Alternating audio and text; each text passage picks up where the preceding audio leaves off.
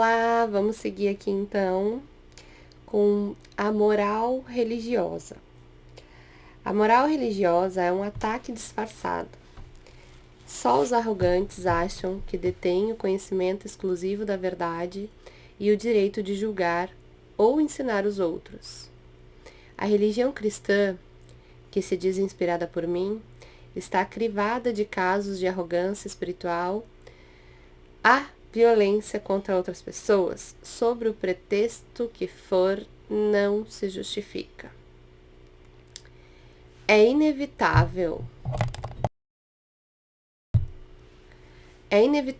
eu suponho, que apareçam pessoas procurando um púlpito onde pregar suas ideias, e que existam outras, incertas na sua fé, que as ouçam e as chamem de Messias.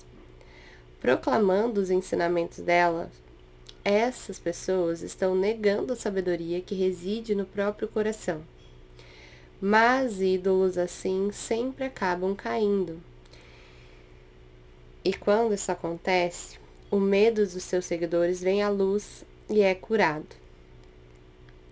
Aquele que prega num púlpito pode ser tolo, mas aquelas que dão ouvidos a ele ainda são mais tolas.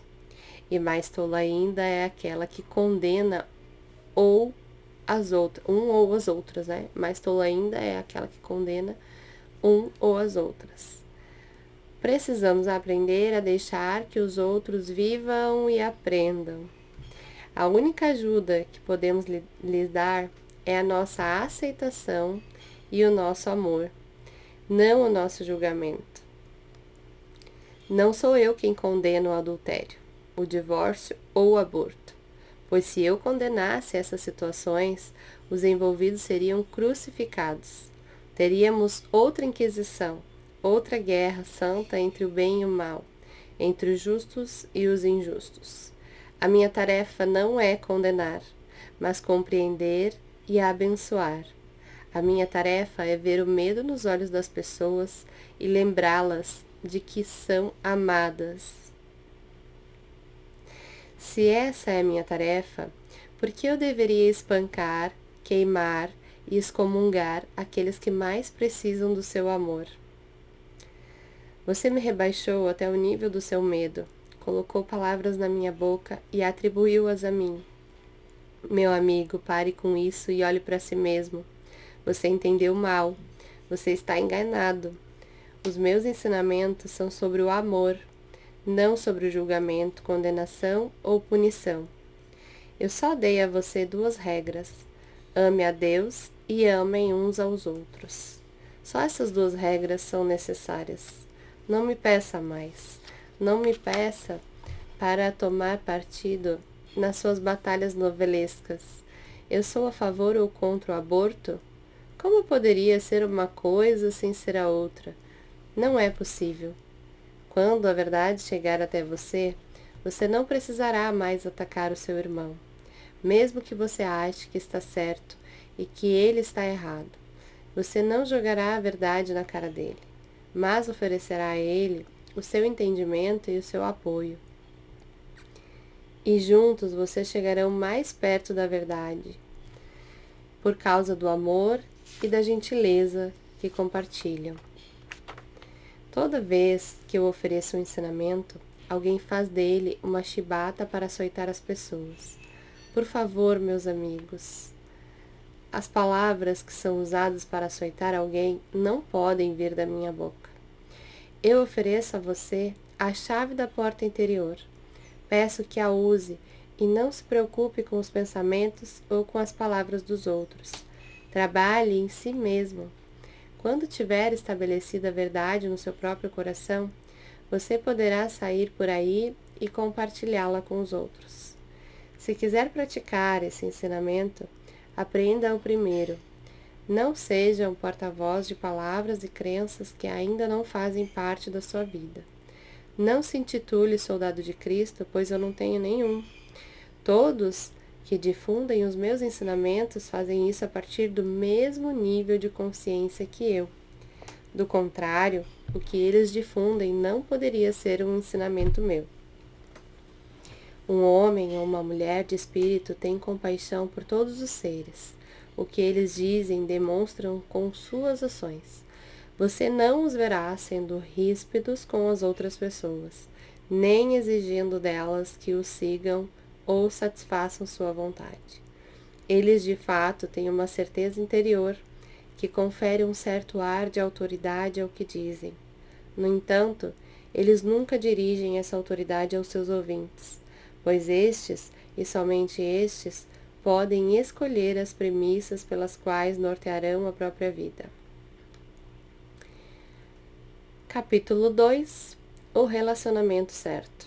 Compasso do coração. Muitos de vocês acreditam que os relacionamentos farão com que sejam felizes. Nada poderia estar mais longe da verdade. A promessa da realização por meio do relacionamento é uma brincadeira de mau gosto. Isso você logo descobrirá. Só existe um caminho para a verdadeira realização na vida: aprender a se amar e se aceitar. Sobre esse alicerce, os relacionamentos deixam de ser traumáticos. Isso talvez aconteça porque você deixa de ter tantas expectativas com relação a eles. Quando você aprende a ficar no seu próprio lado, é mais fácil ficar do lado do outro. Mas se a sua vida é um voo para longe de si mesmo, como você espera que algum relacionamento tenha raízes firmes no chão? Simplesmente não é possível. Tudo que você tem é um bater frenético de asas num céu abarrotado. Na época em que você vive, quando as estruturas familiares estão indo abaixo, cada vez mais pessoas estão lutando para fincar raízes. Os ritmos existenciais da aceitação e do amor estão destruídos. Os alicerces da confiança estão abalados no coração da maioria das pessoas. Isso acontece quando o velho está morrendo e o novo desponta. Essa é uma época de trauma e transição. Reconheça essa verdade. Não busque felicidade fora de você em tempos de grandes traumas. O resultado dessa busca será um preço mais alto do que você pode pagar. A sua própria dor já é material suficiente em que você trabalhar. Não a deixe ainda maior assumindo também o sofrimento de outra pessoa. Se você quiser fazer par com alguém na dança da vida, primeiro finque suas próprias raízes. Aprenda a ouvir a sua orientação interior. Converse com a criança ferida e com o hóspede divino que mora dentro de você. Pratique o perdão e a compaixão por si mesmo. Atenha-se à sua própria experiência e aprenda com ela. Entre no compasso da vida. Não se feche para os outros, mas também não se desvie do seu caminho para encontrá-los. Aqueles que sabem dançar encontrarão você no meio do caminho. Não será uma luta. Você encontrará a companhia sem precisar fazer esforço algum. É assim que deve ser. Se você está em paz com o seu parceiro, é sinal de que está no relacionamento certo. Se não está em paz, é sinal de que o relacionamento é inadequado ou prematuro. Os relacionamentos inadequados acentuam os padrões de abuso do passado. Aprender com eles é doloroso. Pode-se e deve-se fazer uma escolha melhor. Mas para fazê-la, a pessoa precisa ser capaz de dizer ao outro o que quer. Se você deixar que o outro determine os termos do relacionamento, não se surpreenda se não se sentir respeitado. Você sabe o que é bom para você e o que não é. Diga do que você precisa, expresse sua verdade e seja firme no seu compromisso com a sua própria cura. Só por meio da sua determinação em respeitar a si mesmo, você conseguirá atrair um parceiro disposto a fazer o mesmo. Existem verdades simples, mas elas não são praticadas. A todo momento você faz concessões, aceita regras impostas pelos outros e é desleal consigo mesmo. Você deve estar cansado de repetir a mesma lição e aprofundar a ferida. Eu lhe direi uma coisa da maneira mais clara possível. Se você não souber cuidar de si mesmo e não estiver disposto a aprender, ninguém vai fazer isso por você. A sua falta de amor próprio e de comprometimento consigo mesmo atrai pessoas parecidas Atrai pessoas parecidas.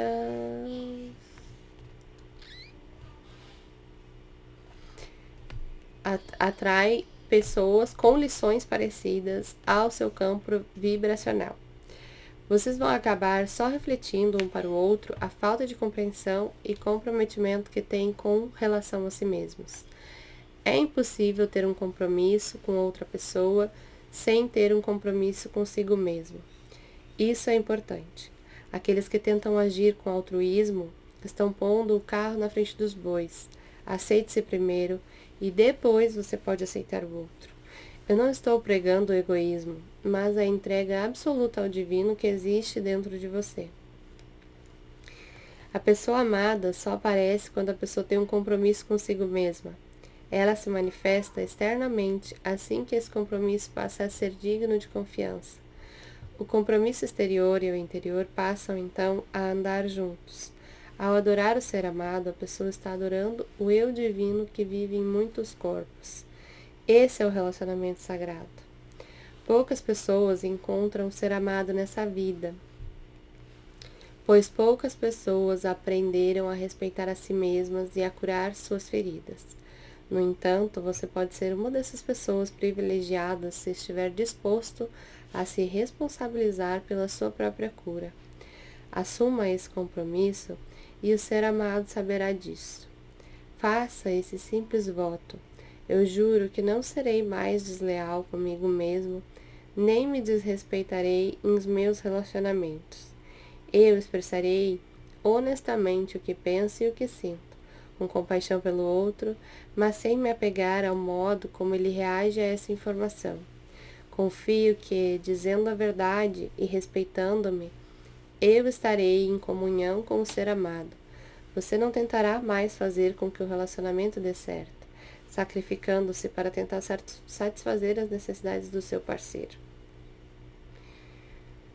O casamento. O casamento precisa começar primeiro no coração do casal. Todos os relacionamentos compromissados têm algo em comum. Um deseja o melhor para o outro. O casal está disposto até mesmo em se separar se sentir que assim o parceiro será mais feliz. Ao contrário da crença popular, os laços do matrimônio não aprisionam, mas libertam. A pessoa quer a maior felicidade possível para o parceiro, assim como quer a maior felicidade possível para si mesma. Ela ama o parceiro assim como ama a si mesma, com o mesmo amor. Num relacionamento de verdade, as necessidades do nosso parceiro são tão importantes quanto as nossas. Não são nem mais nem menos importantes, mas igualmente importantes. O casamento faz com que a pessoa estenda ao parceiro o mesmo carinho, a mesma atenção amorosa que ela tem consigo mesma. Não se trata de fazer algo novo, mas de fazer algo que ela já sabe fazer. O casamento não é a promessa de ficar juntos para a eternidade, pois ninguém pode prometer algo assim. É a promessa de estar presente no agora. É um voto que precisa ser renovado a cada momento para que tenha significado. Na verdade, você pode estar casado num momento e não estar casado no momento seguinte. O casamento é, portanto, um processo, uma jornada em que se aprende a ficar consigo mesmo e com o outro. Todos os casais deveriam se lembrar frequentemente do compromisso que têm um com o outro. Quando se perde esse compromisso de vista, profana-se o casamento. Os casos de adultério são simplesmente o resultado lamentável pela falta de intimidade entre os parceiros. O adultério não é o problema, mas o sintoma do problema. Se você tem um compromisso de verdade com seu parceiro, é impossível traí-lo, pois trair o parceiro é como trair a si mesmo. Você simplesmente não consegue fazer isso. Você pode sentir atração por outra pessoa, mas não sente vontade de estar com ela. Você não fica imaginando como seria levar essa pessoa para a cama. Quando você é casado, o desejo sexual é uma parte importante do sacramento. O casamento deve ser a união de todos os chakras. A paixão sexual faz parte de uma atração maior pela outra pessoa. Quando essa atração acaba, o sexo se torna um ataque. Muitas pessoas casadas praticam um sexo não devocional. Esse é o começo de um processo de fragmentação que geralmente culmina a infidelidade. Isso só acontece, no entanto, porque a pessoa profanou o relacionamento praticando sexo sem amor e sem entrega. Quando o amor é recíproco e existe entrega, a sexualidade é extremamente enaltecedora e sagrada. Nada que venha de fora pode ameaçar o relacionamento. Mas quando o diálogo entre o casal já não é o mesmo, quando os parceiros não têm momentos de intimidade, o relacionamento passa a ser uma concha em que a pessoa se esconde. O relacionamento deixa de ter energia e comprometimento, e o sexo passa a ser um ato de traição física. O casal só consegue restabelecer o diálogo se houver disposição e confiança de ambas as partes, pois o objetivo da união de todos os chakras só se realiza por meio do amor, da energia e da atenção. O divórcio. Os relacionamentos sempre acabam por conta própria. A energia e o interesse simplesmente deixam de existir. O caminho para o divórcio começa com o reconhecimento de que o casal não tem mais um objetivo em comum, nem atração energética um pelo outro. Nem todos os relacionamentos têm de acabar em casamento. Alguns são experiências temporárias de aprendizado que duram poucos meses ou anos. Lamentavelmente, as pessoas se casam antes de sondar o coração para saber se de fato encontraram um parceiro para a vida inteira. Mas, contanto que ambos reconheçam o erro que cometeram, ninguém sai machucado. A vergonha por ter cometido um erro no casamento não beneficia ninguém. Muitas pessoas cometem erros. Algumas sofrem com esses erros, mantendo o relacionamento mesmo quando ele já perdeu há muito tempo o seu caráter sagrado. Outras rompem o relacionamento cedo demais, muito antes de terem aprendido as lições que ele traz e resolvido questões inacabadas com o parceiro. Isso não é nenhuma novidade. O divórcio, assim como o casamento, começa primeiro no coração do casal. Trata-se de um processo orgânico em que um se desvencilha do outro. Quando o relacionamento já chegou a um ponto em que os parceiros não conseguem mais continuar juntos ou não estão mais dispostos a isso, a única solução humana é o divórcio. É falta de ética tentar ficar com uma pessoa contra a vontade dela. No melhor dos casos, o divórcio acontece com um sentimento de gratidão com relação ao parceiro, pelo tempo de convivência. Quando isso acontece, não se trata de uma separação, mas de uma conclusão. Seria desonesto afirmar que os filhos não são afetados pelo divórcio dos pais. Por outro lado, eles também se magoam com a falta de disposição dos pais para se amar e respeitar um ao outro. Se o afastamento causado pelo divórcio ajuda o casal a voltar a se respeitar, isso se estende aos filhos, que sempre se beneficiam quando veem os adultos se tratando com amor e respeito. Contudo, no processo de divórcio, os pais devem procurar dar atenção constante aos filhos para que eles não se sintam abandonados ou culpados. Isso nunca pode ser esquecido.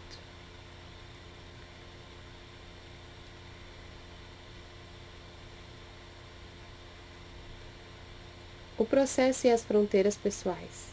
Para aprender a ter um relacionamento, você precisa conhecer as suas fronteiras, ou seja, saber onde acaba você e começa o outro. Você precisa saber que material psicológico pertence a você para que não projete os seus medos e inseguranças no parceiro. Ou, se fizer isso, saber como se apropriar novamente desse material. Nada é mais confuso no relacionamento do que um ciclo de projeção mútuas. Embora o processo de projeção, quando você vê seus próprios traços de personalidade no outro, possa ser útil, a maioria das pessoas ainda não desenvolveu uma boa noção dos próprios limites para que possa usar esse mecanismo da maneira mais eficaz. Para grande parte das pessoas, a projeção não propicia uma consciência maior, mas sim reações mais inconscientes. Embora o sofrimento que isso causa acabe por levar a uma consciência maior, existem meios menos dolorosos de se aprender. Para aprender de modo mais suave, escolha um parceiro que não toque em todos os seus pontos fracos de uma vez só, que queira um relacionamento consciente e que esteja disposto a assumir a responsabilidade por encarar os próprios medos. Alguém que você goste que você respeite e com quem possa construir um relacionamento amoroso e seguro. Não aceite nada menos do que isso.